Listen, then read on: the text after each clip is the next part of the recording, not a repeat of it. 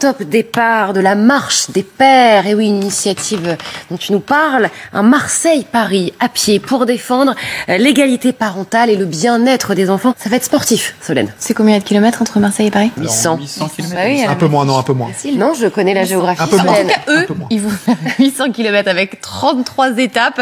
Sur la route, arrivée prévue le 17 décembre prochain dans la capitale, devant l'Assemblée nationale, où ils espèrent être reçus notamment par le secrétaire d'État en charge de l'enfance et des familles, Adrien Taquet. Ils sont 10, entre 30 et 50 ans à réaliser cette marche symbolique. 8 hommes, 2 femmes.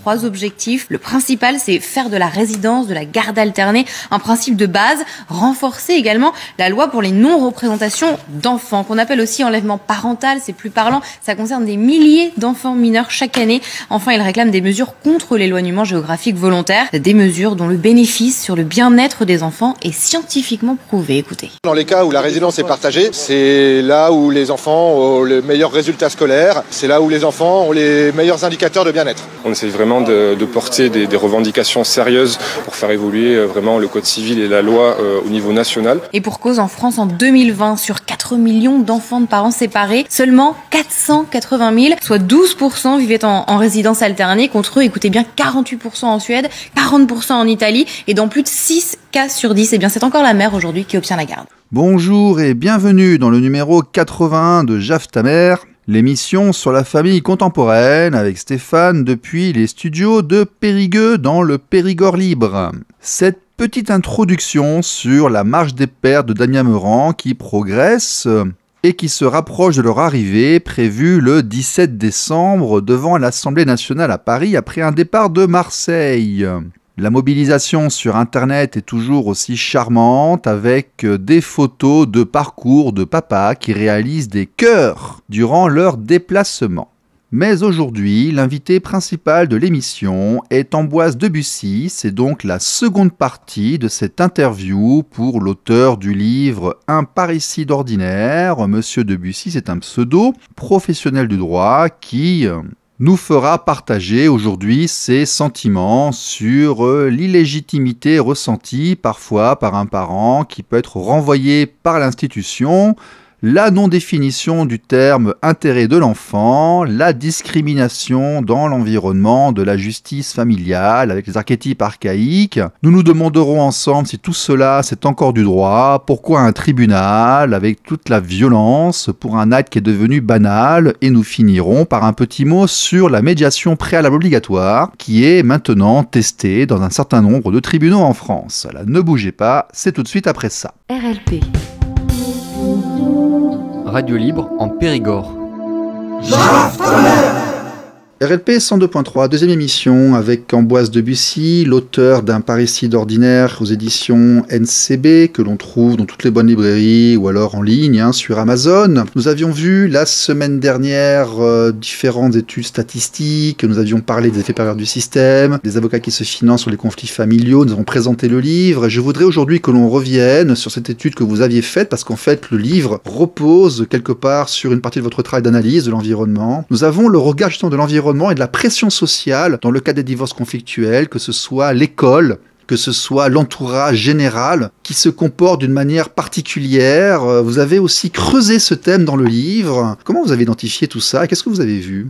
Ce que j'ai constaté, c'est que bien souvent, le parent qui est évincé de la vie de son enfant parce que l'enfant réside chez l'autre parent, quand en plus s'ajoute une distance kilométrique, devient illégitime aux yeux des institutions qui prennent en charge quotidiennement l'enfant. Et la première institution qui prend en charge l'enfant, c'est l'école. L'école, elle est souvent, malgré elle, instrumentalisée dans le conflit par le parent souvent qui bénéficie de la résidence, qui va le premier inscrire son enfant à l'école, qui va le premier l'emmener le matin, aller le chercher le soir, éventuellement au cours de la pause méridienne.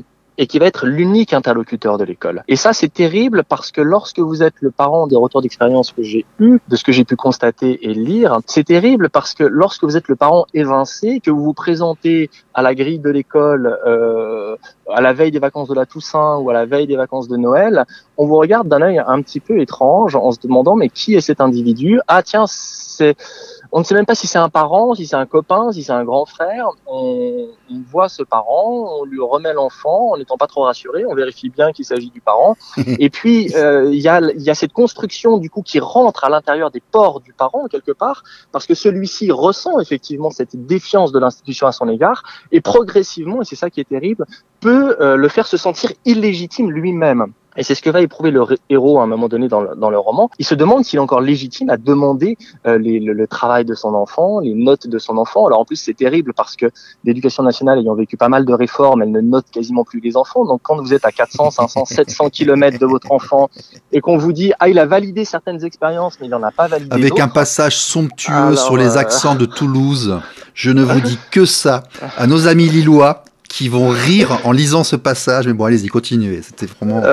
Voilà, c'est terrible de devenir soi-même illégitime à travers le regard des autres et de se persuader de cette illégitimité. Et là, effectivement, il faut que le héros ou l'héroïne se batte pour essayer de se convaincre qu'il n'est pas illégitime parce que on lui renvoie en permanence des figures d'illégitimité. Alors, vous l'avez face à l'école, vous l'avez parfois quand certains parents se rendent dans un commissariat ou dans une gendarmerie pour déposer plainte pour non-représentation d'enfants parce que ils doivent les voir une fois pour les vacances scolaires ou un week-end par mois ou un week-end tous les 15 jours et l'enfant ne leur est pas remis.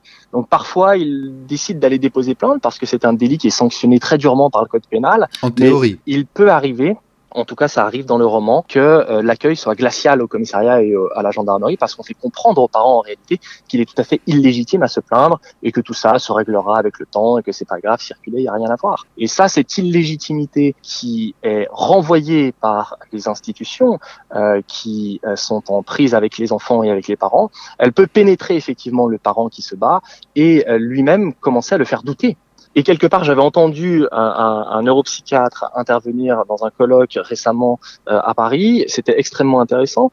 Il avait cette réflexion de dire, finalement, est-ce que la meilleure solution pour le parent qui est évincé, ce serait pas de faire ce jugement de Salomon et de se dire, bon, très bien, j'ai l'impression, je sens, on me renvoie que je suis illégitime. Est-ce que la meilleure solution pour mon enfant, pour qu'il vive dans un environnement apaisé, ce serait pas tout simplement que je me retire et que j'accepte les quelques miettes qui me sont données de voir mon enfant de temps en temps et de ne pas chercher absolument à le voir absolument, à le faire grandir à mes côtés, puisque visiblement, tout le monde me renvoie que je n'ai rien à faire dans la vie de mon enfant. Et finalement, est-ce que c'est la position de sagesse pour le bien de l'enfant, ça serait pas celle-là? Et d'ailleurs, c'est une réflexion qu'on rencontre chez certains juges des enfants avec lesquels j'ai pu converser, qui me disent « Ah mais effectivement, c'est sans doute terrible quand on se rend compte qu'il y a un des deux parents qui est un bon parent, mais on pense que finalement, le conflit est tel que tant pis pour lui, on va maintenir l'enfant chez le parent chez lequel il réside déjà, parce que si on le confie à moitié chez l'autre parent, il va ressentir la tension ou autre. Alors ça, visiblement, ce sont des idées qui circulent. Alors elles sont peut-être majoritaires, je l'ignore, mais elles renvoient à cette idée selon laquelle il y a une perception quand même très particulière de l'intérêt de l'enfant et aussi une considération que l'enfant, s'il ne voit pas son parent, alors dans ce cas, il considère qu'il n'y a pas de conflit et tout va bien dans sa vie. Je le crois pas. Au contraire, vous avez une étude qui a été faite par un organisme qui s'appelle Summit for You, qui montre que quand il y a des tensions parentales, la mise en place d'une résidence alternée permet de dépassionner le conflit et permet au contraire d'apaiser le conflit. C'est un pacificateur parce que chacun des deux parents se rend compte effectivement des contraintes de l'autre dans la gestion de l'éducation de l'enfant et devient un petit peu plus... Mais déjà, il se voit plus, il n'y a plus de passage de bras, ça se passe à l'école. Et puis, deuxièmement, il n'y a plus rien à gagner, il n'y a plus d'enjeu, il y a moins de tension, si vous voulez. Ça marche Exactement. Plus, donc, ouais. Et ça, alors, on commence à le voir émerger dans certaines décisions de justice, de cours d'appel, notamment de Versailles, de Montpellier, de Bordeaux. J'ai vu passer des arrêts de cours d'appel qui indiquent que la résidence alternée, qui motive de cette manière, selon laquelle la résidence alternée est véritablement un pacificateur des relations parentales, mais qui profite à l'enfant. Et c'est un mouvement qui est peut-être en train de naître et je crois qu'il faut encourager. Parce que c'est vrai que laisser les juges arbitrer en fonction simplement de l'expression intérêt de l'enfant, c'est aussi faire peser sur eux une charge énorme parce que personne n'a défini ce qu'était l'intérêt de l'enfant. Et autour de cette expression finalement relativement creuse, on peut mettre tout ce qu'on veut à l'intérieur de cette expression. Chez certains, l'intérêt de l'enfant, ça sera d'aller à droite, chez d'autres, ça sera d'aller à gauche, chez des troisièmes, enfin, ça sera d'aller au centre. Mais à partir du moment où vous utilisez un standard, on dit en droit, un concept que vous n'avez pas défini, que vous n'identifiez pas avec des éléments qui se tiendraient à l'âge, à la nécessité que aucun des deux parents ne soit évincé de l'éducation de l'enfant, etc. À partir du moment où vous vous contentez de renvoyer pour arbitrer la résidence de l'enfant à la notion d'intérêt de l'enfant sans définir ce qu'est l'intérêt de l'enfant, alors c'est la porte ouverte effectivement à n'importe quelle interprétation. Et ça explique aussi que, en fonction de la juridiction devant laquelle vous vous trouvez, vous avez 100% de chance d'aller à droite, ou 100% de chance d'aller à gauche, ou 100% de chance d'aller au milieu. Et c'est une vraie difficulté que le législateur ne lève pas quand il renvoie simplement à la notion d'intérêt de l'enfant pour arbitrer un conflit parental sur l'éducation de l'enfant. Alors que d'autres pays ont fait le choix, eux, de définir ce qu'était l'intérêt de l'enfant et même de poser par principe que l'intérêt de l'enfant, c'est de résider chez ses deux parents. C'est un choix que la France n'a pas fait. Nous avons signé la CIDE, hein. Oui, alors la CIDE, elle comprend beaucoup d'articles, effectivement, et l'intérêt de l'enfant est... Et d'avoir un accès à ses deux parents. Oui. Alors ça, c'est l'article 9, effectivement. Mais le premier article qui parle de l'intérêt de l'enfant, c'est l'article 3, qui parle de l'intérêt de l'enfant et qui indique qu'il faut privilégier toujours l'intérêt de l'enfant, mais qui se garde bien de le définir parce qu'effectivement, je crois qu'il n'y a pas de consensus sur la question. Et ce consensus doit-il être médical? Doit-il être social? Doit-il être politique? Comment l'arbitrer? Est-ce que c'est les sciences de l'éducation qui doivent donner leur point de vue aussi? C'est des vraies questions auxquelles, bon an, mal an, le livre tente de répondre de manière romanesque et fictionnelle, encore une fois, mais qui fournit quelques clés d'analyse de manière un peu incarnée, avec un petit peu d'émotion, un petit peu de rire, un petit peu de larmes, vous l'avez dit.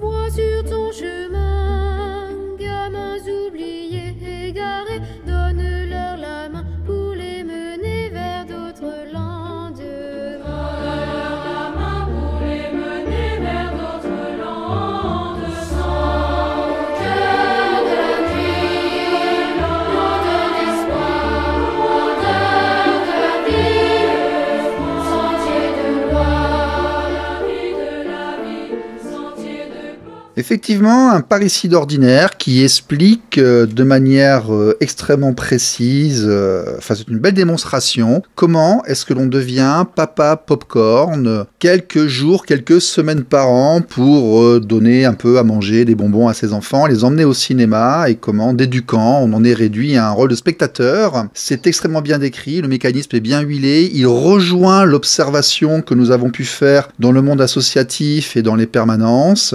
Et nous passons un bon moment à le lire. Alors, avec tout ça, je connais déjà la réponse, mais je vais vous lancer un petit peu sur le sujet. Monsieur Debussy, que pensez-vous de l'égalité homme-femme dans la justice familiale? Alors, dans la justice en général, c'est une préoccupation qui revient souvent.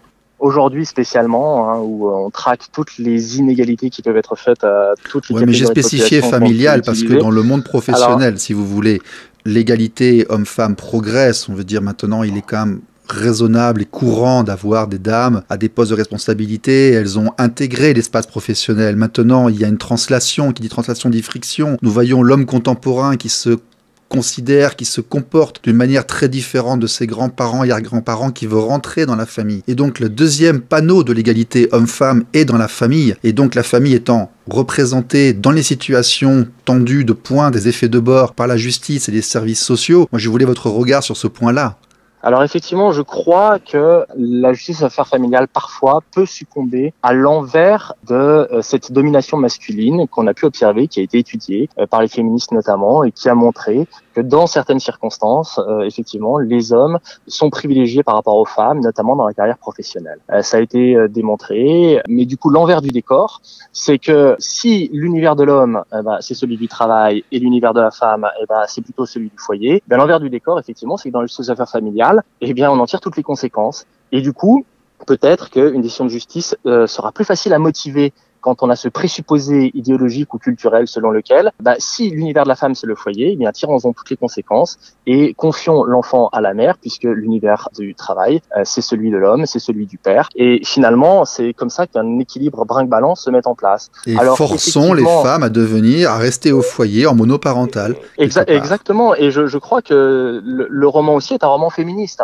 parce que, quelque part, à partir du moment où on contraint, où on ne voit la femme que comme une mère de famille, on lui rend absolument pas service dans le combat pour l'égalité des droits entre les hommes et les femmes dans la sphère professionnelle aujourd'hui. À partir du moment où, si vous allez devant un juge aux affaires familiales, on vous explique que une mère étant par hypothèse un meilleur parent qu'un père, si en tout cas c'est expliqué et si ce sont des hypothèses qu'on peut rencontrer, alors eh bien on confine fondamentalement la femme à ce rôle-là et on l'empêche et on rive un plafond de verre au-dessus de sa tête pour accéder à de meilleures situations dans l'univers professionnel. Je crois que l'un renvoie à l'autre et que actuellement le mouvement qu'on va se dessiner en faveur de davantage d'égalité au profit des femmes dans la sphère professionnelle, il doit s'accompagner de davantage d'égalité dans la justice familiale entre les hommes et les femmes. Alors je crois, il me semble voir un mouvement en cette faveur, notamment en faveur de la résidence alternée, parce qu'on parlait. Elle est en décroissance. On l'a vu la semaine dernière avec M. Thierry Berger, on est en train de préparer une PPL à l'Assemblée. La résidence alternée est tombée à 12% d'après l'INSEE. On a perdu 5 à 6 points en 10 ans.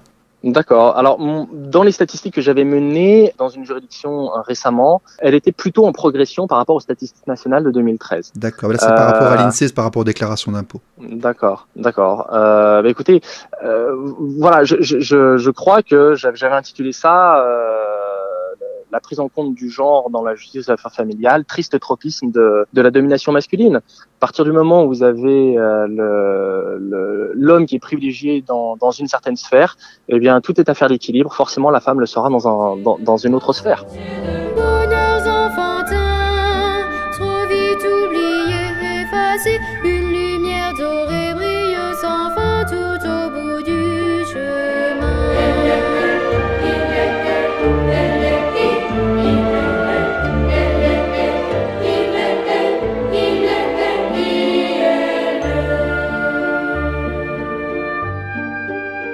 Bon, alors la question qui me vient en vous écoutant, c'est une question que j'ai depuis un certain temps, mais là, c'est bon, j'ai un professionnel en face de moi, je vais pouvoir lui poser la question. Tout ça, est-ce que c'est encore du droit ?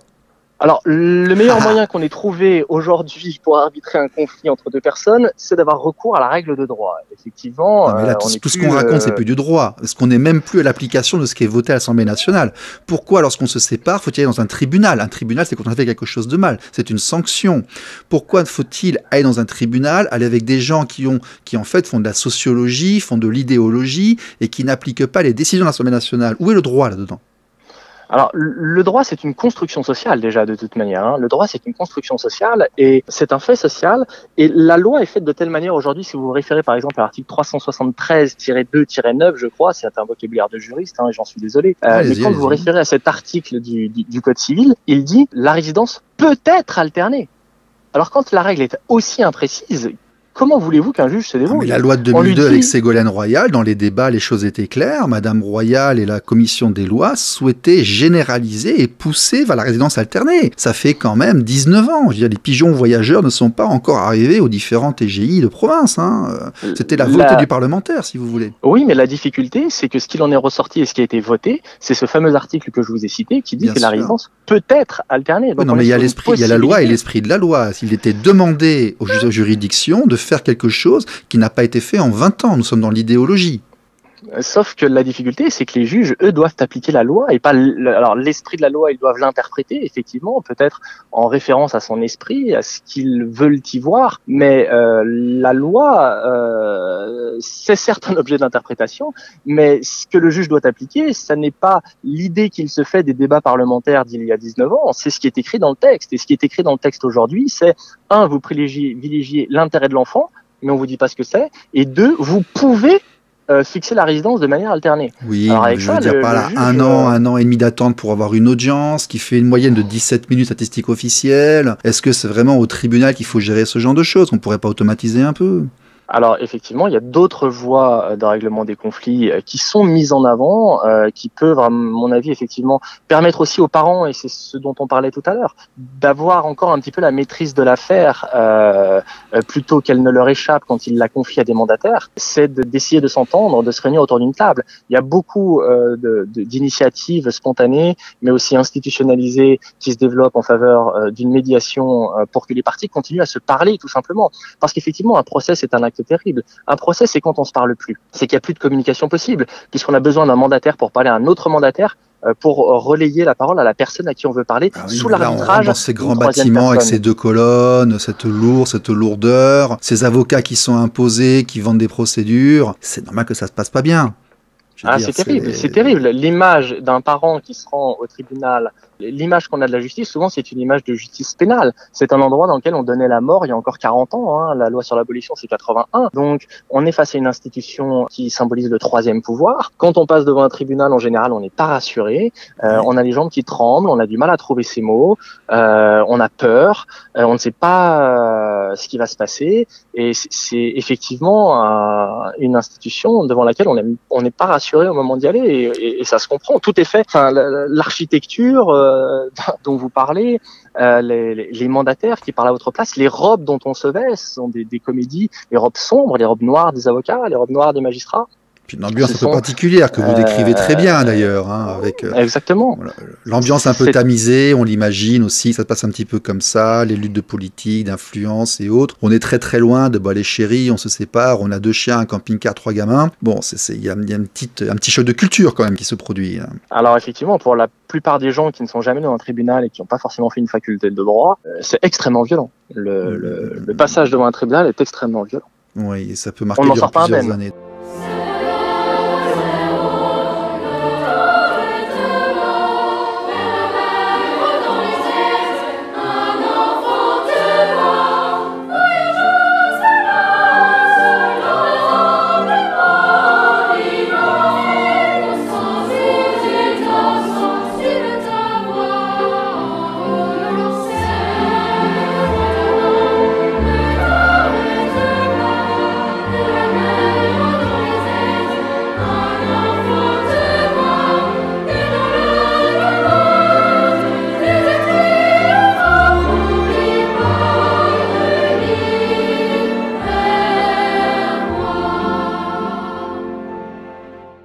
Professionnel, praticien, romancier, qu'est-ce que vous pensez de l'idée générale qui est de déconflictualiser, de déjudiciariser et de promouvoir la conciliation et autres? Qu'est-ce que vous en pensez, vous? Écoutez, je pense que le droit, il faut avoir recours à cet instrument qu'est le droit en cas d'extrême limite, effectivement. Privilégier le dialogue, privilégier, si vous voulez, et vous pouvez l'étendre au-delà de la sphère familiale. Hein, ça peut intervenir dans n'importe quelle sphère, commerciale, contractuelle, ce que vous voulez. Bon, quand on voit la charge des tribunaux sur le civil et le familial, effectivement, il y a peut-être moyen de soulager un peu l'institution. Hein. Alors, il y a moyen de soulager l'institution, effectivement, d'autant que on est quand même condamné, entre guillemets, à se parler jusqu'aux 18 ans de l'enfant. Donc, même après, c'est à vie. Vous avez fait un enfant, c'est à vie. Il y a des mariages, des baptêmes et tout, c'est à vie. Hein. L'autre parent, c'est pour vous. Hein. Vous avez pris perpète, là. Hein. Vous avez raison, si vous commencez à bander vos muscles et à montrer vos armes pour entamer une conversion, et en plus vous allez confier ces armes à un mandataire pour qu'il les utilise à votre place, les 20 années qui s'annoncent vont être extrêmement compliquées à gérer. Donc la suite de votre vie, tout simplement. Voilà, mais alors ça a beau être une pétition de principe, il faudrait arriver à mieux concilier. Comment le faire, ça c'est une vraie question. Beaucoup d'initiatives se montent, les tribunaux ont fait cette expérience, certains tribunaux imposent la médiation préalable avant toute saisie du juge concernant la résidence des enfants. C'est un premier ça y pas. est, ça vient. Je crois que c'était en Europe du Nord, mais je ne savais pas qu'on le faisait en France. Si, ça se fait depuis 3-4 ans devant certaines juridictions pilotes qui expérimentent effectivement la médiation préalable obligatoire. Sinon, vous êtes irrecevable à demander au juge directement qu'il fixe la résidence de l'enfant. Ben ça, alors, c'est bien. Il y a des hypothèses d'urgence, mais effectivement, ce sont des préalables obligatoires qui sont en train d'être généralisés, alors qu'ils ne le sont pas encore à ce jour. Mais dans certains tribunaux de province, effectivement, c'est un préalable obligatoire à la saisine du juge. Sinon, vous êtes irrecevable et donc il faut recommencer du départ. Ok, monsieur Debussy, Ambroise Debussy, un paresside ordinaire. Est-ce que vous avez quelque chose à rajouter? Est-ce que vous en avez un autre qui arrive? Est-ce que vous allez encore nous faire un peu rire sur nos malheurs? Alors, ça m'a pris beaucoup de temps de composer le premier, mais pourquoi pas? Pourquoi pas? Bon. Pourquoi pas? C'est une réponse en forme d'interrogation, j'en suis désolé, mais pourquoi pas? Eh bien, écoutez, vous viendrez nous en parler? Avec plus grand plaisir. Je vous remercie beaucoup. Merci beaucoup. Merci.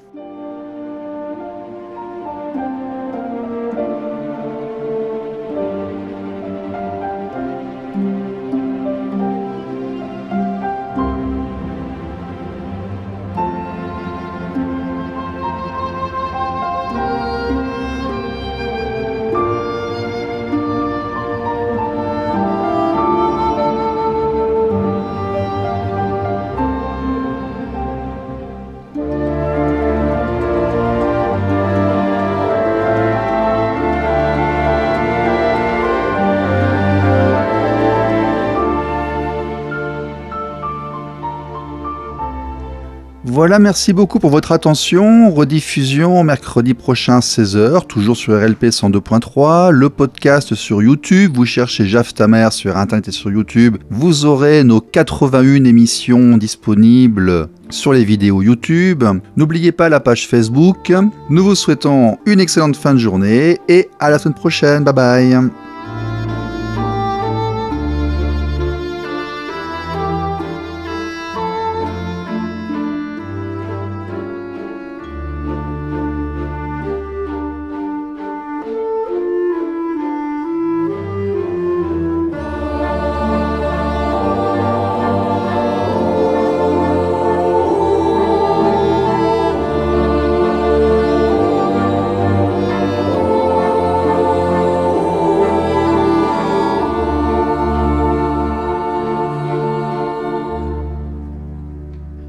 RLP.